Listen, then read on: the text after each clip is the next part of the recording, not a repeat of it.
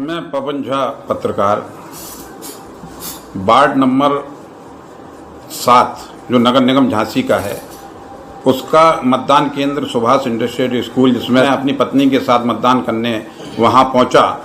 वहां मौजूद सीओ सदर और उनका पुलिस बल मौजूद था और तमाम शिकायतें लोग कर रहे थे।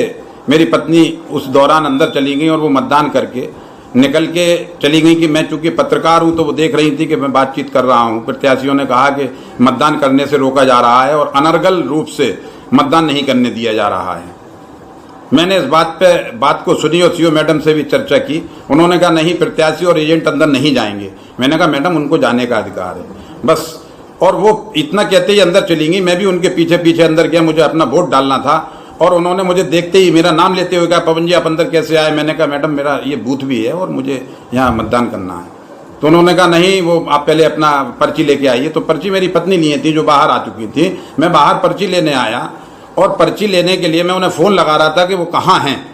इतने पर ही मैडम के इशारे पर सीओ सदर जो प्रज्ञा पाठक हैं उनके इशारे पर पुलिस फोर्स ने मुझ पर हमला कर दिया और हमला इस तरीके से किया कि मैं मतदान भी ना कर पाऊं और मुझे जबरदस्ती हमला करके मेरे पेन, कलम, मेरा चश्मा और मेरे जेब में रखे 11,000 रुपए उस फोर्स ने बिल्कुल गुंडई और माफियागिरी करते हुए मुझसे छीन लिए। मैं थाने पर पहुंच गया, पुलिस मुझे ले गई। वहां से अधिकारियों से जब मैंने बात की, पूरी घटना को मैंने सच्चाई को बताया तो मुझे पुलिस ने भेज के मेरा मतदान करवाया। अब मैं घर पर आया हूं और मैं देख रहा हूं कि मेरे संग जो मारपीट हुई है, मेरे संग जो घटना हुई है वो निश्चित रूप से संगीन अपराध भी है और मतदान को बाधित करने का स्वयं प्रशासन और पुलिस और क्षेत्राधिकारी का ये दायित्व नहीं बनता था कि वो इस तरह से किसी को मतदान करने से रोकें।